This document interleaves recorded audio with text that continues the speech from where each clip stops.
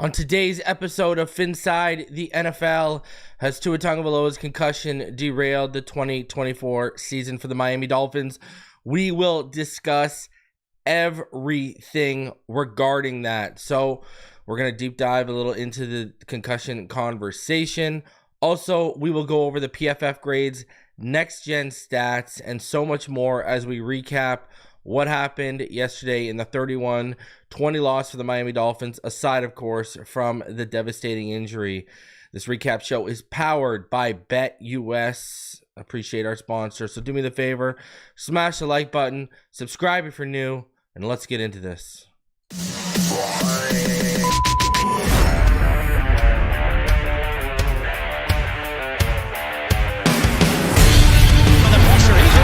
Loses the football. Touchdown! You have got to be kidding me. Jalen Waddle has a Dolphin touchdown. And he will score. Field on the near side, man open. Touchdown!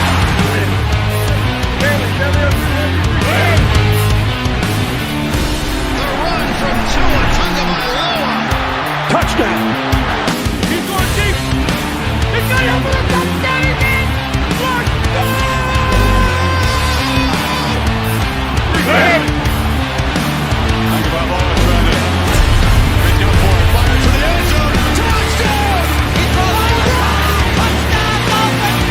Beautiful day to be a Dolphins fan.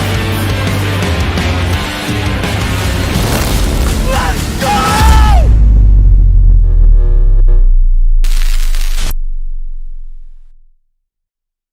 What is good, Fin Nation? What's good? It's your boy Reason, and we are back here for another one. Quite the somber day. I mean, I don't know how to explain this. You feel like you're 2 weeks into the season and you're in mourning. You know, I've said to a few people today, it feels like you just went through a heavy breakup last night and you've been crying all night. Now, I wasn't crying, but like that's how Space Cadet I really feel today. I just, you know, we streamed till 1 a.m. yesterday. And the whole time you're just in disbelief, 3 hours of disbelief, including the post-game show. And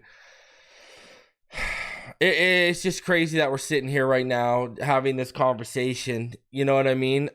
It was bad enough we were getting embarrassed the way we were in terms of, performance and execution from the coaching staff down to really the offensive players, because I put that far more on the offense than I do the defense yesterday, from the offensive staff, which includes McDaniel, all the way down to the players and the execution. Man, I just want to say, listen, prayers up to Tua Tagovailoa. I said this on Twitter. I kind of said this yesterday. Listen, I'm not going to sit up here and act like I have a medical degree or I'm an expert on head trauma and concussions. And quite frankly, in 2022, I was sick of people doing it. And I'm already sick of people doing it. It hasn't even been 24 hours. I said today, all I can do as a fan, as a content creator, whatever the case may be, is I can just hope that Tua Tagovailoa does what's ever best for him, his family, and his health, based on all the information that's going to be gathered over the next few days and next few weeks by him and his medical team. If he decides to come back, I fully support him. If he decides to sit out the rest of the season and then reevaluate, I fully support him. If he decides to just, I'm going to hang it up, I'm not risking this again, I fully support him. But that decision is up to Tua Tagovailoa, his family, and his medical team. Not me, not some jabroni on Twitter. Not, that's just not how it is. Okay? So, and another thing to me is too, the people trying to do like little victory laps. There's people actually out here trying to be victory laps, trying to say their agenda was right the whole time. And, he's not a franchise quarterback. I told you. Well, you know what?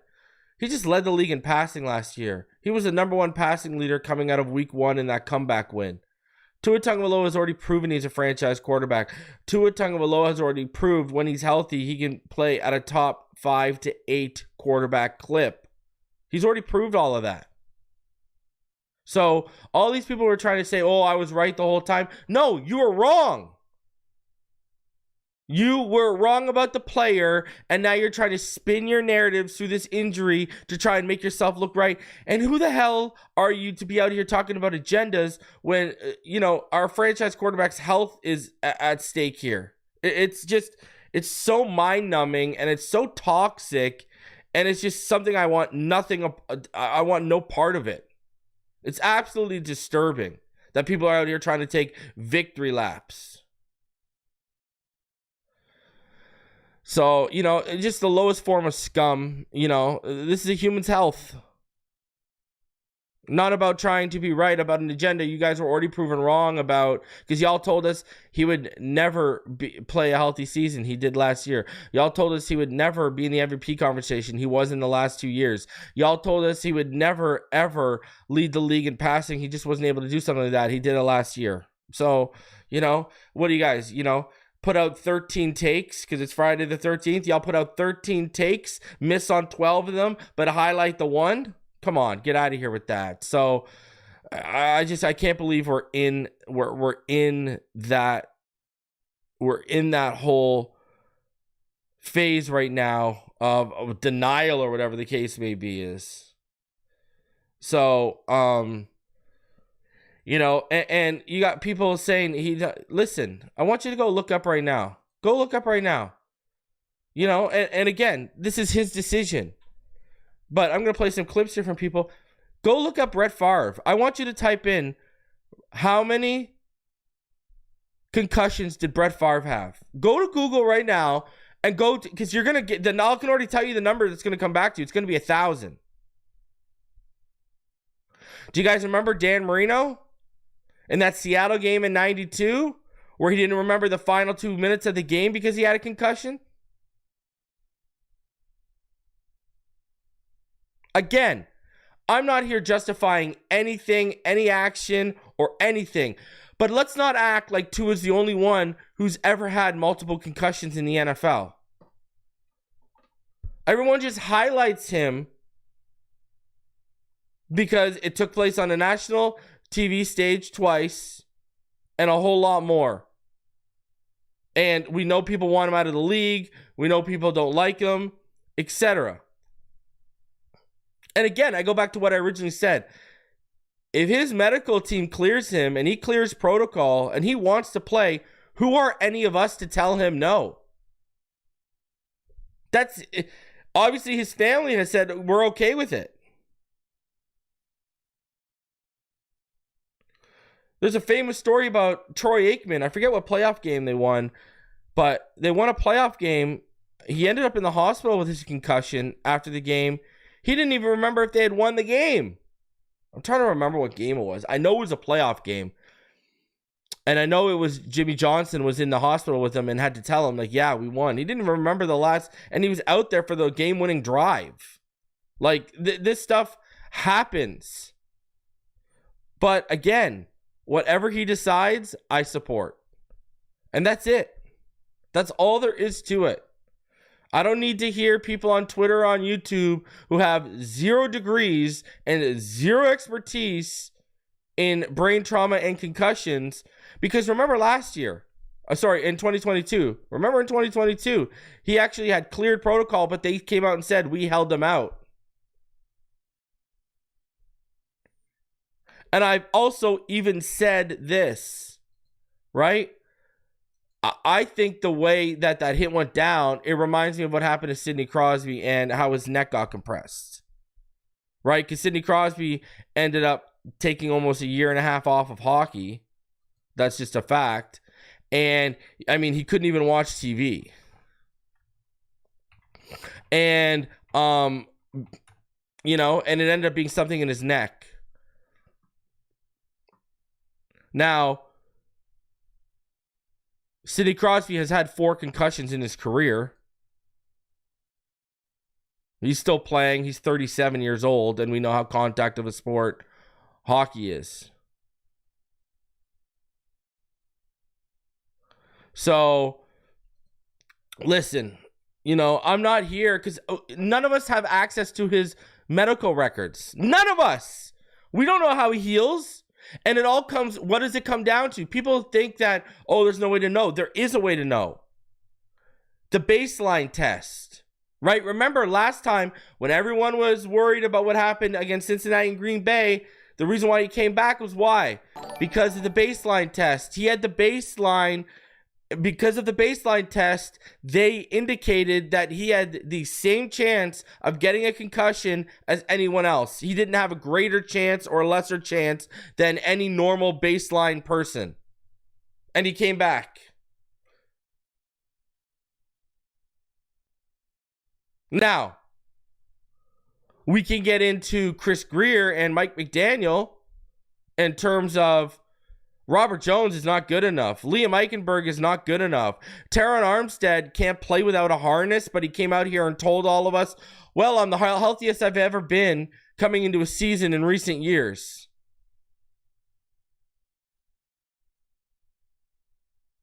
I mean, you know, I just, you know, there's so much to unpack here. The offensive line alone, I said today on Twitter, I think this is going to be Chris Grier's downfall. Because here's the thing. I think McDaniel will get another chance. Like, if with this season ends up being a failure, everything just implodes, I do think Mike McDaniel will be given another chance. I really honestly do. And the reason why is because he can turn around and he can hand off the play calling duties. He can promote Darrell Bevell, right? And make him he can make him the primary play caller. We know how successful he was with Russell Wilson in Seattle as a play caller. I mean, he could go out and get a veteran guy to be a play caller, whatever the case may be. Is the thing with Chris Grier is it feels like he's used up 9 lives. We were all shocked he made it past the Flores firing. And he was given another chance. But what you've done with this offensive line, and again, the offensive line is not to blame for Tua's injury yesterday. I mean, from him taking off himself to leading with his head, that's all on his shoulders yesterday, okay? But, you know, Robert Jones is not a competent NFL starter. He gets hurt. Lester Cotton's even worse. He comes out. I remember I did the film study. Your contingencies for Isaiah Wynn were below subpar. And just based on Wynn's history, if he was healthy heading into this year, you should have had better contingencies in place. Like I said, Teron Armstead's the healthiest he's been in years, but he can't play without a shoulder harness. This unit gets zero push in short yardage situations to the point where you had to revert to a fullback dive. And even still, I'm still bitter that you got no wrinkles to this fullback dive. Like, I don't know, fake it and then toss it when the teams start catching on, because the Bills started catching on. But anyways, no one, because everything's lost in the concussion talk, no one's talking about Aaron Brewer, and his snapping yesterday was throwing off the offense. We had Achane plays that were blown up because Aaron Brewer's snapping was an issue yesterday. It was high. Eichenberg is hurt again. He struggled mightily at times. This has just become major malpractice at this point. And like I said, if this season plays out negatively for the Dolphins, they miss the playoffs and everything just blows up in their face, I said it yesterday, I said it on Twitter today, and I'll say it once again. I think Grier is the one whose jobs will be in jeopardy. And I'll tell you why. The arrogance. You guys are more worried about this. You think Ross hasn't seen? Ross pays it. I'll tell you right now. Ross pays attention to guys like Omar Kelly. That's a reality of the situation. You don't think Stephen Ross has seen Grier kind of mock all of us, the fans and the media, who have said this offensive line is going to be an issue?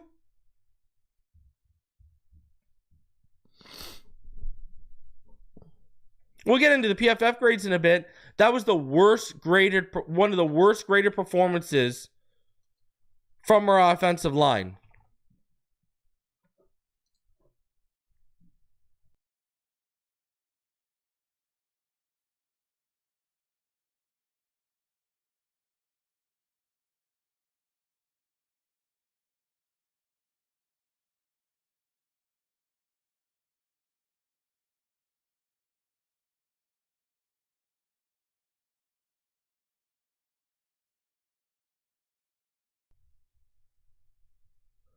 That was absolutely embarrassing. Since that was the worst graded performance by our offensive line by PFF standards since October 2022. That was the worst offensive line performance from a PFF standard in like 3 years.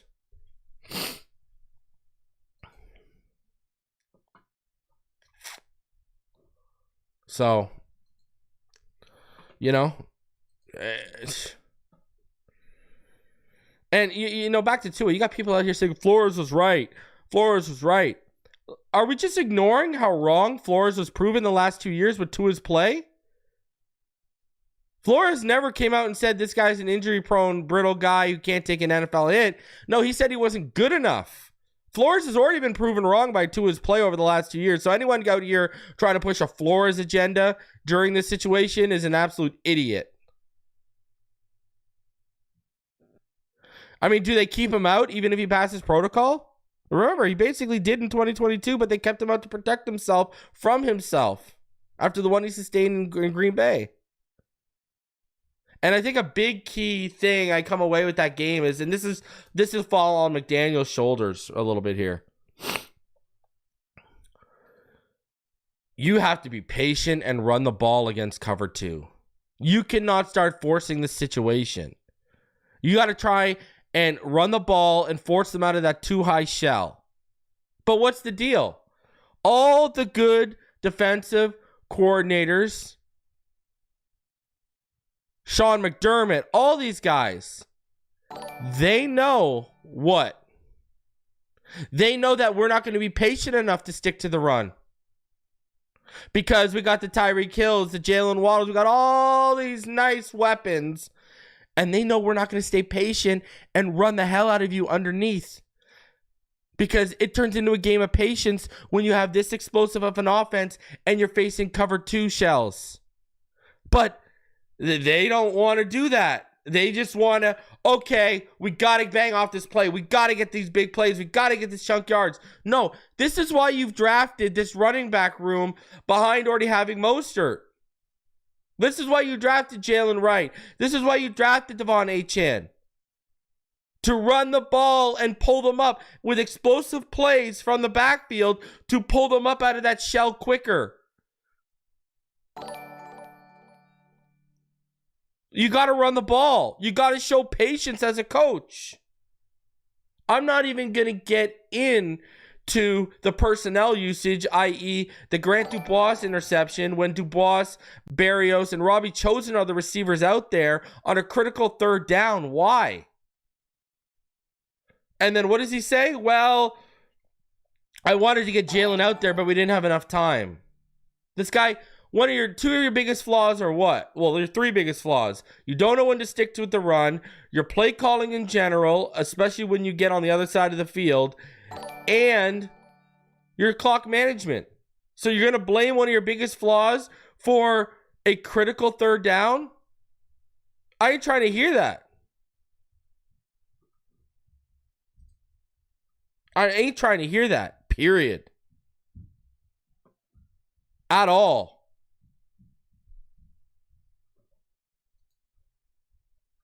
Ugly, man. And I ain't trying to hear about adversity either. Let me be the first one to tell you that. I'm not trying to hear about this stuff. You know, I had to listen to you guys talk about we know what's at stake here with the expectations in terms of a playoff win. You said the same thing. We know that, you know, they've had our number in terms of the Bills. We know what did McDaniel said last week? To do anything, you're going to have to win your division and you're going to have to beat your division rival. And what you guys have told me how many times you realize what's at stake and what needs to be done, and you don't deliver. I'm tired of hearing it. It's like the boy cried wolf. The NFL needs to move each team's Thursday game to the game after their bye week. That would be 1 game in 21 days instead. I agree. Thursday night games should be for teams coming off byes. Reason if he comes back, man, they really need to be more vigilant in building up that line for him. He ran into the concussion, but he needs more blocking. I agree. 110%.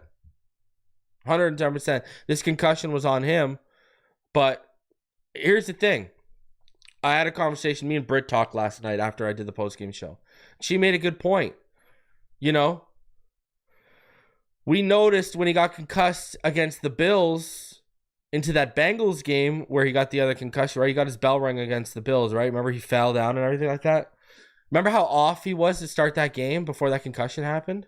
Look at how off he was to start this game. Now, he took 2 big hits against the Jags, right?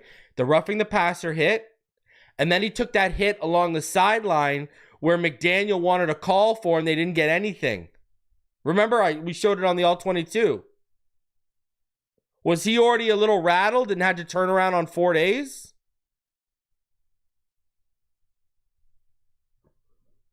We'll never know.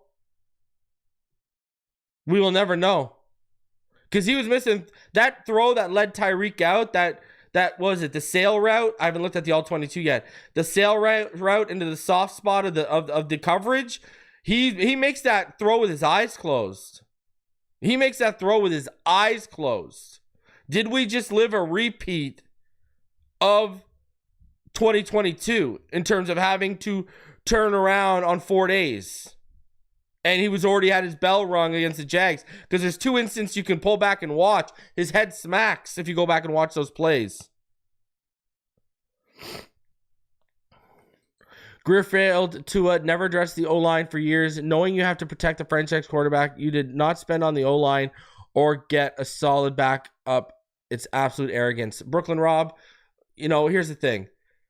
You let your best draft hit walk since Laramie Tunsil in Robert Hunt.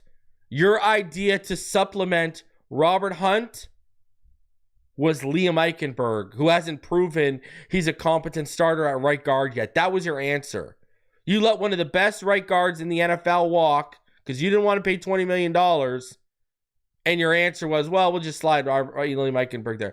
That alone is malpractice. Finisher, member for 13 months.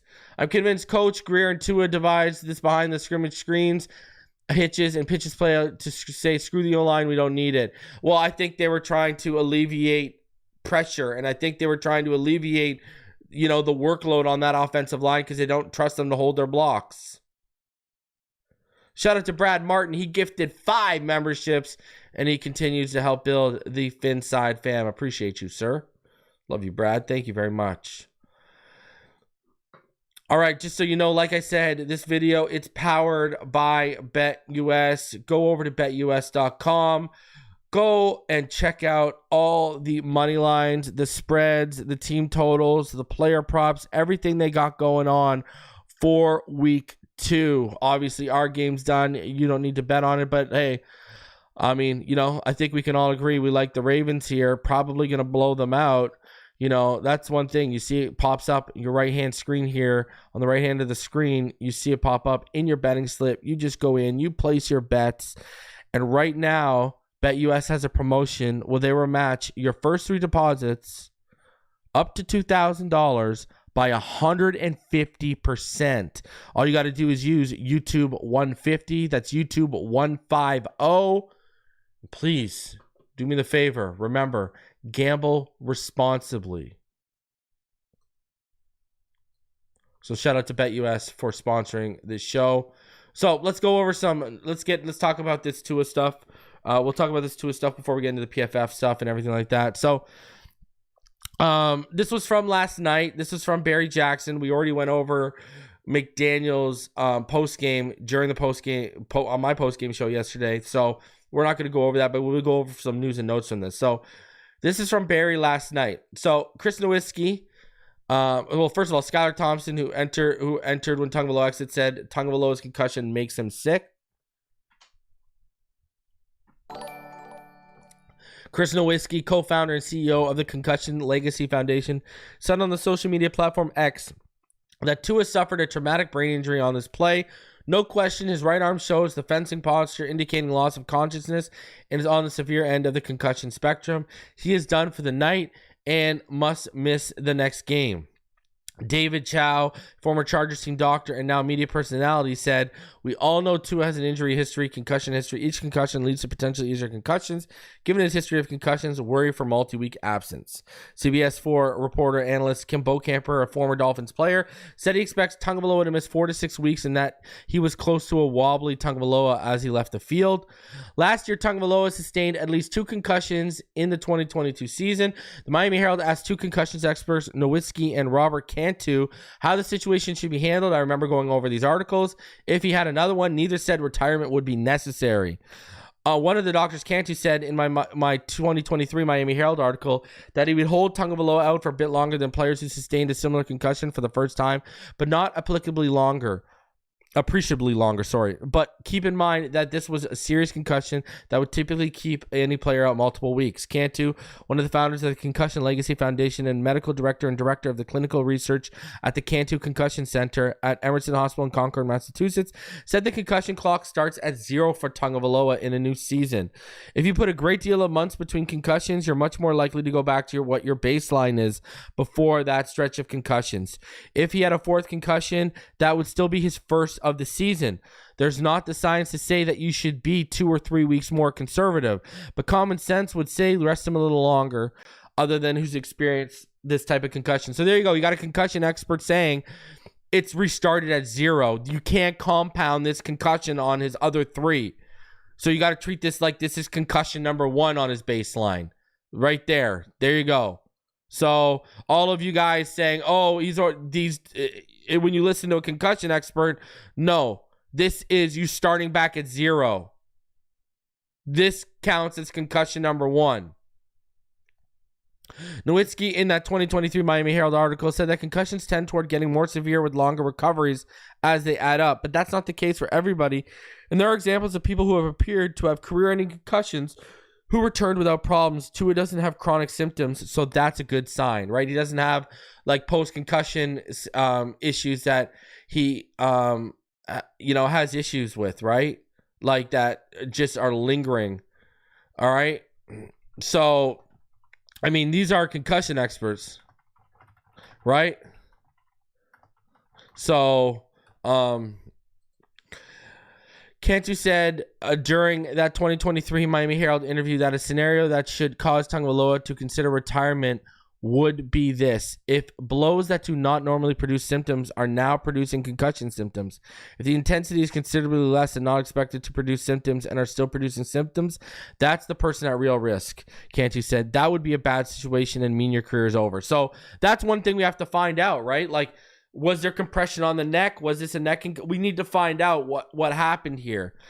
Cantu said there's no concussion magic number that exists after which a player should definitely retire. I worry more about what seems to be a mild blow that produces concussion symptoms, especially if those symptoms last, Cantu said. Concussions are talked about as if they are all the same, and they're not. Concussions with symptoms for 30 minutes or an hour or a day are not the same brain injury as someone who has symptoms for 3 months or 6 months, which is what I tell you Sidney Crosby went through, right? Fullback Alec Ingold on Tagovailoa's concussion. It's just an unfortunate situation. All of our prayers are out to him and his family. We're a tight-knit family on this team. We're just hoping he's safe, and we'll move forward with that. We're always praying for our guys to come out healthy, so this is a tough one. Obviously, it's tough to see your leader go down like that. We're going to have him and his family in our thoughts and prayers. Josh Allen said you can't help but feel for Tagovailoa. He's a great player, but an even better human being. And former Dolphins quarterback Ryan Fitzpatrick said the Dolphins should place Tagovailoa in the injured reserve, which would sideline him for at least 4 games. And McDaniel obviously yesterday declined to say if that's going to happen. So, I remember reading these articles, right? I remember them talking about the baseline, and you start back at 0. You can't look at this as a compounding concussion on the other 3. You have to look at it as its own concussion, and you started back at 0, and now it's about avoiding another concussion this year. That's what it's about. And that's why I think if this guy's coming back, I don't think you see him till after the bye week. Minimum. I don't think you see him till after the bye week. Honestly. That's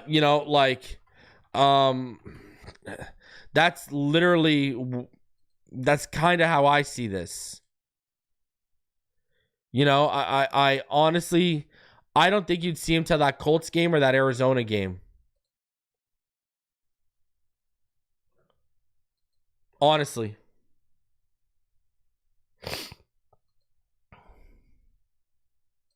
Now, people want to say, what do we do? Well, first of all, you know, we'll get into it here in a bit because McDaniel talks about it today. So let's keep with this concussion and then we'll go on further. This is what McDaniel said regarding Tua's concussion specifically today before we get into a general outlook of what he said at his presser today. So this is what McDaniel said on Tua's concussion. I just really, really, really wish I totally understand it, and it's not misplaced. I totally get how that's where people want to go to. I just wish that people would for a second hear what I'm saying, that bringing up his future is not in the best interest of him. So, you know, I'm going to plead with everybody that, does genuinely care, that should be the last thing on your mind. I don't think it's appropriate simply because of my care and regard. And I don't think those types of conversations, when you're talking about somebody's career, I think it probably is only fair that their career should be decided by them, you know. Again, I go back to what I've been saying. You know, we can say, that's why you're not going to hear me saying I think he should or shouldn't. I'm not picking a side. I'm leaving this up to the doctors. I'm leaving up to the people that have access to his medical records. I'm leaving it up to the experts. I'm leaving it up to Tua and his family.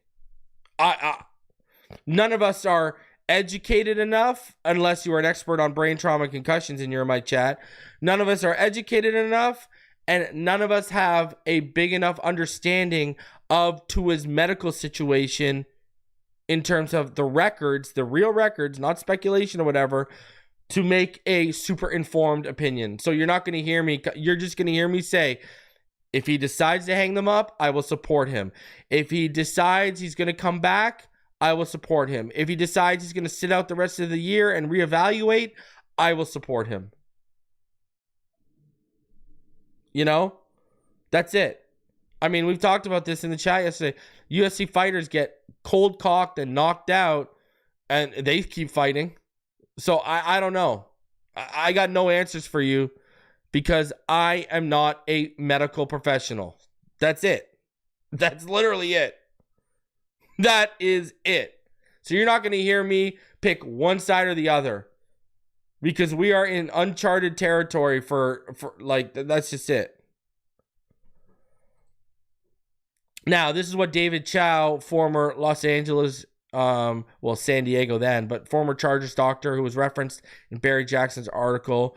This is what he had to say. Any single concussion is not good news, but multiple concussions are certainly worse. He had 3 concussions, 2 documented in 2022. So this is at least his 3rd documented, likely his 4th concussion. Not good news. But every concussion is different.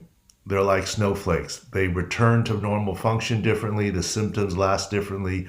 We'll see how this plays out. It's not unprecedented for him to return to play football. Mitch Morris, formerly of the Buffalo Bills, now with Jacksonville Jaguars center, has had 6 documented concussions and is still playing. So every concussion and case is treated differently. Let's hope that Tua clears quickly and will have a choice to make on whether he wants to return to the NFL. But in any case, it won't be soon. Given that it's his 4th concussion, we see at least a 1-month absence here, maybe even season before he decides to resume his career. But let's hope for the best for the Dolphins' young quarterback. Like I said, I don't expect him back. I mean, he said minimum 4 weeks. It could be the whole season.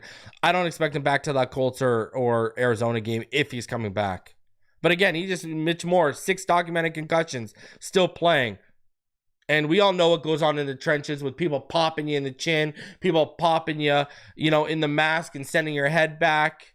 Again, I implore you. I want you to Google Brett Favre amount of concussions. You will literally see Brett Favre has said he had over 1,000 concussions playing football. Literally.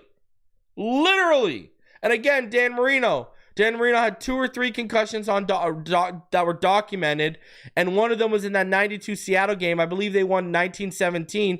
He doesn't even remember the last 2 minutes of the game, and he was out there playing.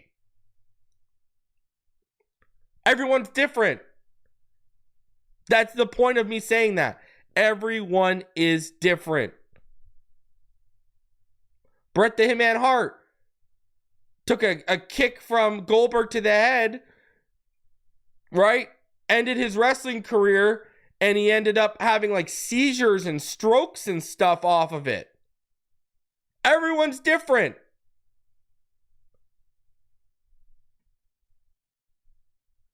And again, because there's probably going to be people that don't believe me, right? There's probably going to be people that don't believe me. I'll just bring it up and show you guys. All right? So you guys can see what I'm talking about. Because I don't want to hear nothing. You know, and I feel like people are going to be like, oh, you know, Reason's just making that number up. Am I? Am I? Right there. He also may officially hold one record that no player would ever want: most concussions. In a recent radio, and this is 2022, in a recent radio interview, Favre estimated that he suffered an astounding 1,000 concussions through his 20-year Hall of Fame career. Everyone's different. That's all that tells me. That's not justifying one way or the other. That's saying we have no idea. That's all that's saying. We have no idea. No idea.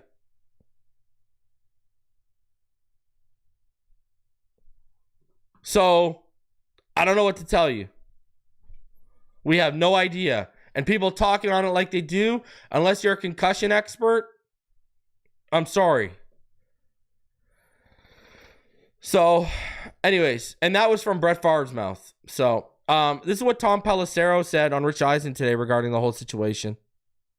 What is your reporting on Tua Tagovailoa as we come on the air, 1 Eastern time, and hour number 2 of this Friday, Tom?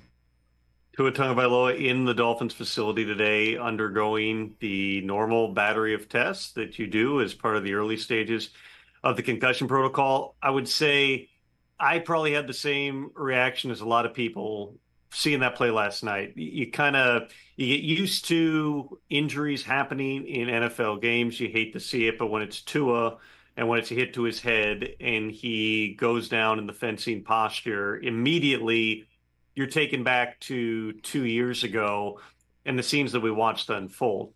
Having said that, I think it's important to remember here what the protocols are and who's going to be involved. This is going to be, it's part of the NFL protocols. Obviously, it's Tua, it's the Dolphins doctors. It ultimately is an independent neurologist who would have to give the final clearance to return to play. In the bigger picture, there are going to be many more people involved because, as I was going back through notes from a couple of years ago, Tua has a file with some of the leading specialists in the country. Back in 2022, he flew to both Pittsburgh and Detroit to visit specialists. He had multiple other doctors looking at it as well. Had he not been told that he was, in essence, at the same risk level as everybody else for further concussion, outcome on his life, he would not have come back and been playing football again. And so I know that everyone has an opinion, but it's not going to be us in the media. It's not going to be the fans. It's not going to be Twitter doctors. It's not going to be former players trying to go viral with a tweet about how a guy should retire. I saw Antonio Pierce, the Raiders coach, said it earlier today that he would advise Tua to retire here. But this is very personal when it comes to the decisions. There's a protocol, and honestly, Tua probably will eventually pass the NFL protocol here. The question is going to be, based on the totality of information, how do they proceed with Tua? What does he want to do? What does his family want to do here? The uncomfortable reality, Rich, of covering the NFL is there's about a dozen concussions a week on average. 231, I think, was the total last season here. There are players in the NFL that have had more concussions than Tua Tagovailoa. We don't sit here and talk about the fact that Denzel Ward has had 5 diagnosed concussions and continues to play. He's not a quarterback. And unlike Tua, he didn't have 2 of the scariest looking concussions both occur on national TV. The fencing is what made it scary. The fencing posture, the arms being up in the air, that's a relatively common type of concussion symptom. It is really difficult to see. And you saw it in Cincinnati when he hit the back of his head. You saw it again last night when he lowers his head into Damar Hamlin after picking up a first down in that game. We're very, very early in this process. Again, I understand the leap that people want to make of should he or shouldn't he retire. There's so many people who know way more than any of us about this who are going to be advising Tua. It's about the health of his brain. Concussion is a brain injury. Anyone involved is going to take that seriously, and certainly the Dolphins are going to take that seriously, an organization that less than 2 months ago gave Tua around $167 million in injury guarantees. That's certainly not something you would anticipate an organization would do if they believed the next blow to Tua's head would be career ending. But this is all going to come down to what the doctors advise and ultimately what Tua is comfortable with moving forward. But he is in the building today. He's back in the building today. He is back in the building today. We all learned a lot about the concussion protocol last year, and there were changes, of course, made to the concussion protocol based on what was ultimately found to not be a concussion that Tua suffered early in the year before the one in Cincinnati when he hit his head on the turf, which remains one of the scariest, besides Damar Hamlin, one of the scariest scenes that I can ever remember on a football field here. So it's all based, to put it in really lay terms, Rich, which is where I think I'm most comfortable with this here. Every player has a baseline neurological function, and there's record of it. I've talked about the baseline. You are not allowed to return to play until your neurological function comes back to that baseline. With Tua, there's, again, way more data than there is on an average player because he's had 4 documented concussions. He had the one in the same play where he dislocated his hip. He broke his nose and suffered a concussion all in that same play back in 2019 at Alabama. Then he had the 2 in 2022. He had another one now. That's a year and a half that he went without this happening here. But again, he's gone through these procedures because it's his brain, and he's going to have to make decisions that are best for him. Let's also remember, Rich, back in 2022, there were a lot of the same people who were saying Tua should never play again. He should never be allowed on the field. The NFL should never allow him to walk on the field. Tua made the decision with his family, with his representation, with the doctors, that he felt comfortable getting back onto the field. That's not to say that he will or should make the same decision this time around, but the NFL is not in the business of saying players can't step foot on the field if they've been medically cleared. These are decisions that come down to the organization and the individual, and that's going to be the same case with Tua, albeit under a way bigger spotlight. And that's 110%. Now, Hal says it was not that hard of a hit. Again, I talk about this. This could be a neck compression concussion too. Those happen. All right? And also remember, it only takes 2 pounds of pressure to your chin to knock you out. Now I see everyone responding to what I showed about Brett Favre. Y'all are being way too literal. He said he had 1,000. Do I take that as he had 1,000? No. What I take that as, this guy had a crap ton of concussions during his 20-year career. There's no way he had 1,000 documented concussions. But there's concussions that go undocumented. There's concussions you sometimes don't even know you have until you wake up the next day, et cetera, et cetera. I took that as Brett Favre saying I had a crap ton of concussions in my career. That's what I take that as. I do not take that as, it had to be 1,000, not 999, not 900, not 500. Has to be 1,000, not 1,001. I don't think that's meant to be taken literal. I think that's meant to be, I had a crap ton of concussions in my career. Okay? So people need to rein in on that one. Real Talk Perez says boxers get concussions all the time, but even boxing, it's illegal and very dangerous to hit behind the head for a reason. Remember, all it takes is getting hit the right way and you're done. Darth Logan says, why are we relying on Skylar Thompson? He said, we may bring in a veteran, and we're going to talk about this when I get to it. So don't worry, I got you. We're going to talk about all that. All right. So, where I'm sitting with this is, again, I'll say it again. They know better than I do. Does his medical team, him and his family, they have enough data on him where they know what his baseline, I've talked about the baseline, where they know what the baseline has to get down to, et cetera, et cetera. All right. And that's going to be his decision. So, All right, so I'm gonna get to your comment pretty much after this article, Darth. So let's talk about this, okay? So Dolphins, they move ahead with Thompson as a starter. McDaniel updates Tagovailoa. So Dolphins coach Mike McDaniel indicated Friday that the team intends to stick with Skylar Thompson as the starting quarterback, while Tua Tagovailoa heals from a concussion-stained Thursday's game against Buffalo. McDaniel had no immediate update on Tagovailoa's status during a 10 a.m. Friday media briefing because the quarterback's meeting with the medical officials had not yet occurred Friday. McDaniel said he has zero idea on a timetable for Tagovailoa's return, but that he isn't expected to play Sunday, obviously at Seattle. The Dolphins have said that Tagovailoa has full movement in his extremities, is alert, and was in good spirits, and McDaniel said highly communicative, talking to teammates after Thursday's game. Tagovailoa's concussion was his third confirmed as a professional and reportedly the fourth of his life. If he believes retirement is a consideration for Tagovailoa, McDaniel said, it would be so wrong for me to sniff that subject. It's more in line with actually caring about a human being. You're talking about his career. His career is his. Bringing up his future is not in the best interest of him. I would plead with everyone that generally cares that should be the last thing on his mind. Asked if the team is considering adding a veteran quarterback to start or compete with Thompson to start, McDaniel said the team and organization are very confident in Skylar. There's a reason he is our backup quarterback. I'm expecting him to be the next man up. But McDaniel said we will bring in someone. Based on McDaniel's comment, the implication is a new quarterback signed would either compete with practice squad quarterback Tim Boyle for the number 2 job behind Thompson or serve as a third string quarterback on the practice squad. But McDaniel said he expects to have 3 healthy quarterbacks available to play in week 3 at Seattle. Former Dolphins quarterback Ryan Fitzpatrick on Amazon's broadcast said the Dolphins should place Tua on injured reserve, which would sideline him for the Tennessee game, the Seattle game, the New England game, and the Indianapolis game. The Dolphins have a bye week October 13th. If Tagovailoa goes on IR, he'd be eligible for the Arizona game. I think that's the game. If he's coming back, that's when it's probably going to happen. McDaniel said it would be premature to discover whether he should go on IR.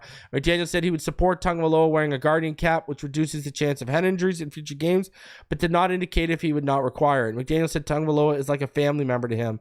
McDaniel kissed Tagovailoa on the side of the head as he walked off the field following a concussion. What did McDaniel tell Tagovailoa? I told him he's the starting quarterback of his family and go to the locker room, take a deep breath, and I'll see you soon. McDaniel addressed some other issues on Friday. He said he expects Terron Armstead, who has a shoulder injury, to return sooner than later, and it doesn't look like the worst-case scenario where it's a season-ending issue. My God. He was battling to the point where he could have played if he would have allowed his competitive nature to overtake the pressure, but he knew something was wrong. So far, with the information, I'm optimistic it'll be something he'll be playing here sooner than later. Why did McDaniel use Kendall Lamb and not Patrick Paul at left tackle after Armstead left for good? McDaniel said Paul is definitely capable in different situations. I would have been more open-minded to it. When you're coming off the bench as a rookie for the first time in a division game where there's a lot of frustration, it might not have been the right spot. In games like that, if it's your first taste, I would try to avoid guys getting their first burn in the regular season in a situation like that. It's definitely considered. I thought it was the best to go with Kendall, given the experience and the productivity he's given. All right. Here's where I'm at if they got to add a quarterback. I'm just going to tell you guys flat out right now, okay?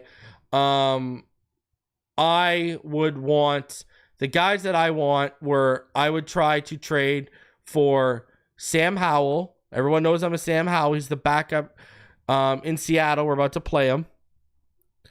I would try to acquire Davis Mills from Houston, or I'd go out and get Jameis Winston.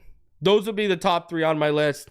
If I'm going, I don't think Tom Brady is going to leave the broadcast booth to come take snaps behind this offensive line. If Tom Brady's willing to leave the broadcast booth and come take some snaps and Tua says, I'm shutting it down for the season, hey, do whatever you got to do. Now he's 45. I'm not expecting a lot. I'm going to be honest with you. Andy Dalton, Mac Jones, Jimmy G, or Russell Wilson, they could be options too, but they're more meh to me. Surprisingly, I think based on how he's played as a backup, the best one out of that group is probably going to be Andy Dalton because of what he did with Carolina. Like, you know, Mac Jones, we're going to ask McDaniel to work a miracle. Like, you know, Jimmy G, I think he's washed, and Russell Wilson doesn't stay in structure enough. I can't even believe this is a topic of discussion. But the guys that I would be targeting, my top 3 are Jameis Winston, Davis Mills, or Sam Howell. Now, Ryan Tannehill's out there. I don't think he works this offense properly. Nate Sudfield's out there. No thanks. Jimmy G, no thanks. Trevor Siemian, no thanks. I know people have talked about Carson Wentz, but do we not remember what Carson Wentz looked last time he played? CJ Beathard, I mean, if they bring in CJ Beathard, they're not serious about bringing in a replacement for Skylar. You know, I don't think Tannehill fits this offense. I really don't. So, you know, could you call the Ravens and try and get Tyler Huntley? He's another guy I'd be interested in, Tyler Huntley. If you could, I don't want Trey Lance. People are saying Trey Lance. Why do we want Trey Lance? We need to win. We need someone who's going to potentially bring us W's. That's the problem we're at. We need someone who's going to try. You cannot convince guys like Ramsey and everyone on this team to, they're not going to be convinced to tank. Like, I'm not going to start talking drafting quarterbacks till I see this record play out. And I don't want Joe Flacco because we know what it looked like in the playoffs last year. Just give me Sam. I'm telling you, Sam Howell is the best option. I think Jameis is actually a good option too. He spent all that time in New Orleans. I think Jameis is a good option too. He had LASIK surgery. I think Jameis Winston's a good option. I would love Sam Howell. If you're looking for a young guy with upside who can come in and get us wins right away, I think Sam Howell is that guy. That's what I think. And I think Davis Mills is another guy who's proven he's had wins. Davis Mills is a good selection too because he's proven he can win at the NFL level. And this is his second season under Ryan Slowick, who came over. Remember, he was the 49ers quarterback coach. So he's running an offshoot of this offense. So I think the transition for a guy like Davis Mills wouldn't be that bad. Give me Winston, Howell. If Tua's out for the season and shutting it down, give me Tua out for the season, and then give me Howell, Winston, or Davis Mills. And I don't think you got to give up a lot. I really don't.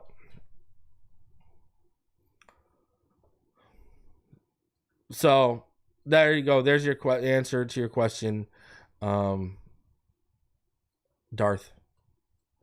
Now, continuing on here. Per source with knowledge of the Dolphins contract with Tua, the team has an insurance that would cover up to $49.3 million of the $167.1 million that is guaranteed for injury. So for all you wondering about how this would play out with the cap, there you go. That is what it would be cap-wise. Guys, over 440 of you in the room. Smash that like button. Subscribe if you're new. And people are saying, I don't see the Seahawks moving Howell. They got Geno Smith. And I'm not for this. I see people saying trade Achane, trade Waddle. I'm not blowing up our young foundation. Sorry, not happening. If the season goes sideways and a guy like Calais Campbell wants to get traded to a contender, okay, I get it.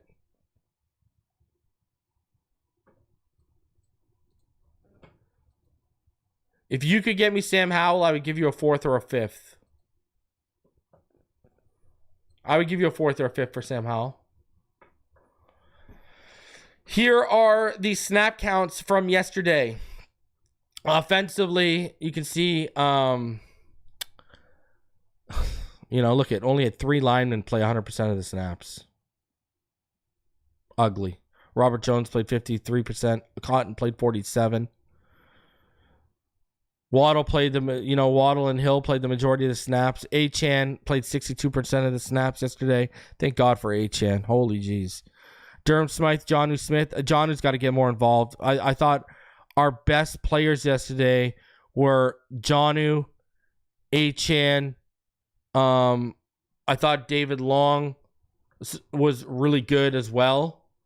Right? I thought there was only like 4 or 5 guys who were really good. And what I didn't agree with is why is Achane out there late in the game.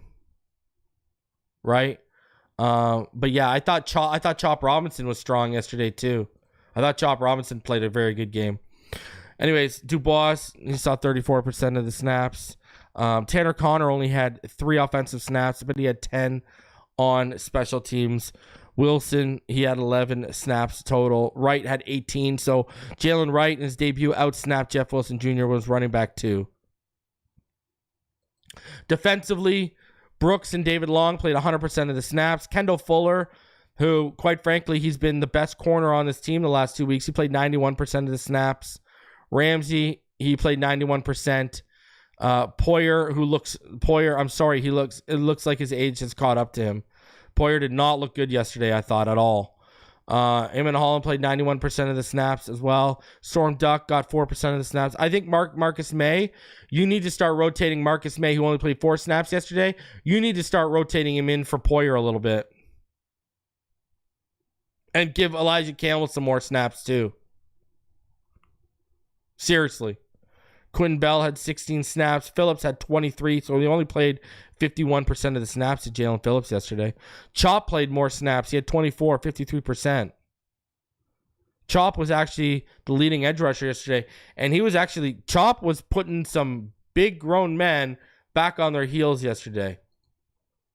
So, shout out to Chop. He was doing the damn thing. He really was. Brutal. All right. Let's hop over to the PFF grades. Let's look at them. So when you get into the offensive grades, Achane was your number 1 graded guy, 76. Jonnu was number 2 at 73.7. Kendall Lamb was number 3 at a 73.2. Aaron Brewer, number 4 at a 72.6. And Julian Hill, somehow, he was whiffing on blocks and not making stretch catches. He had an opportunity from Skylar and Tua to make a nice touchdown catch. He couldn't make either one. And he was whiffing on blocks early, but somehow he's our 5th highest graded guy. Worst graded guys were Austin Jackson, Alec Ingold, Skylar Thompson, Durham Smythe, and Tua Tagovailoa were your bottom 5 graded guys. I thought Robert Jones was worse than Tua, to be honest with you. And Grant Dubois, I don't know how we're grading him good at all. But okay. Oh, whatever floats your boat, man. When we get into the passing here, there is your chart. Tua 0 for 2 deep between the numbers. And on the deep level, 2 for 6 on the intermediate level. 7 for 8 on the short level. And then 8 for 8 behind the line of scrimmage. When he's kept clean, he was 14 of 21. 2 of interceptions came on that. 104 yards. They didn't charge anyone with drops yesterday. But his adjusted completion percentage would have went up to about 70%. Under pressure, he was 3 of 4 for a touchdown and an interception. Average depth of target when he's kept clean was 7.7. Under pressure, it was a 5. His time to throw when he's kept clean was 1.87 seconds. When he was under pressure, it's about 3.2 seconds. His passer rating when he was kept clean yesterday was 38.7. When he was under pressure, it was 107.3. When you look at Skylar, 0 for 1 on the deep level, 2 for 7 on the intermediate level, 4 for 4 on the short level, and then 2 for 2 on behind the line of scrimmage. He was 6 of 10 when he's kept clean. It took about 2.75 seconds to throw when he was kept clean with a passer rating of 73.3. His adjusted depth of target was about 7.6. Under pressure, he was 2 of 4. And his average depth of target was about 4.5. His passer rating was 74, and his time to throw was about 2.52.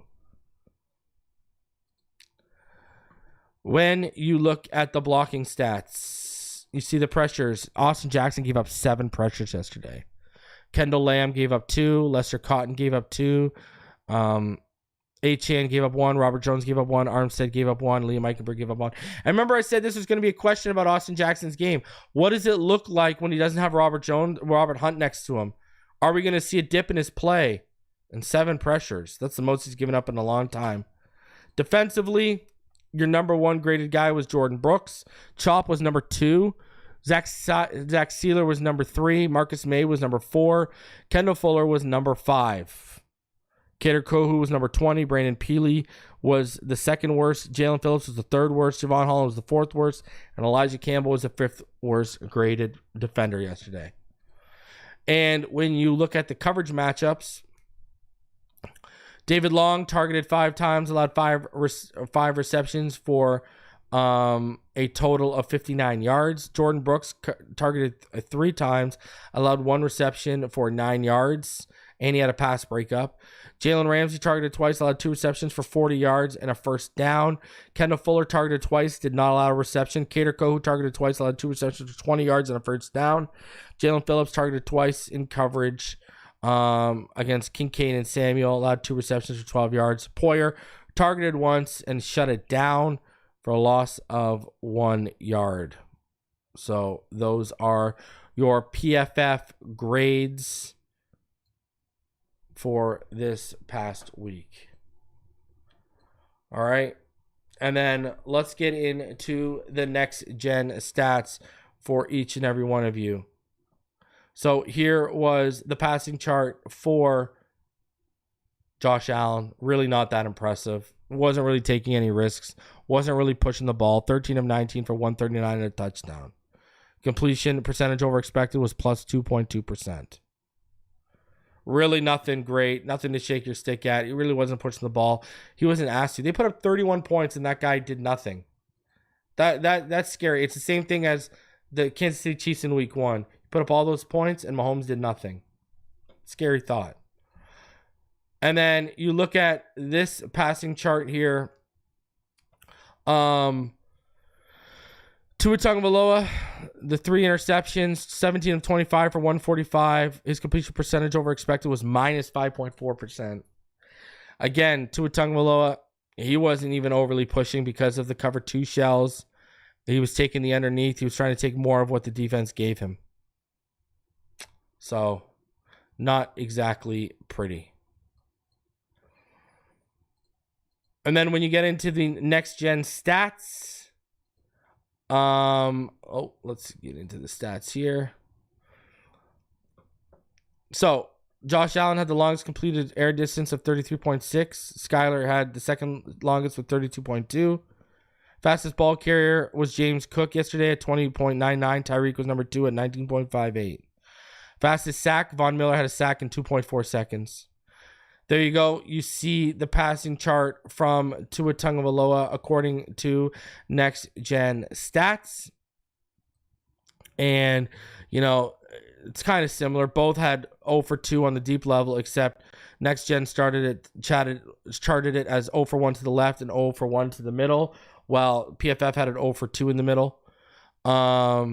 Next Gen had him 1 for 3 to the left on the intermediate, 1 for 2 to the middle, and 0 for 1 to the right on the intermediate level, whereas PFF had him 0 for 1 to the left on the intermediate, 2 for 4 to the middle in the intermediate, and 0 for 1 to the right of the intermediate. To the left short, Next Gen Stats had him 3 for 3. To the middle short, 2 for 2. To the right short, 2 for 2. Basically, PFF had him 2 for 3 to the left short, 3 for 3 to the middle short, 2 for 2 to the right short. And then behind the line of scrimmage, he was a 4 for 5 to the left short, and 1 for 1 to the middle short, and 3 for 3 to the right short. On PFF, he was 1 for 1 to the left short, 4 for 4 to the middle behind the line of scrimmage, and 3 for 3 to the middle behind the line of scrimmage. You look at the rushing direction, look at Achane finding wide left, inside right, wide right, finding success through all the gaps. James Cook was eaten off that, you know, in the gaps, in the A gap, B gap to the right. My God.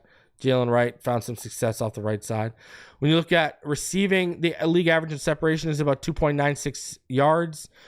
Jonnu Smith, Waddle, and Tyreek Hill all cleared that. Grant Dubois and Chosen fell under it.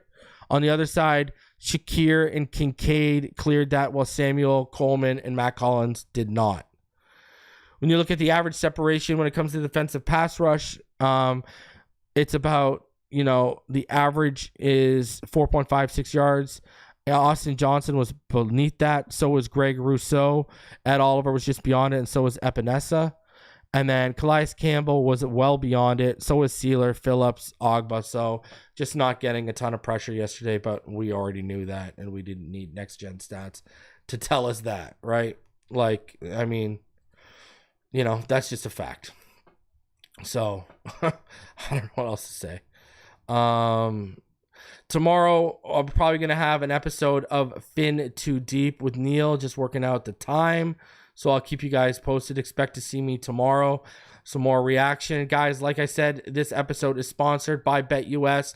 Go head over to betus.com right now. Go use their website. Go put in some parlays. Go make some picks for this weekend's college football and NFL football action. Use code YouTube150, that's YouTube 150, and get your first 3 deposits matched up to $2,000 by 150%. Just please remember to gamble responsibly. Again, that's use code YouTube 150. Guys, do me the favor, over 400 of you in the room, smash that like button, subscribe if you're new.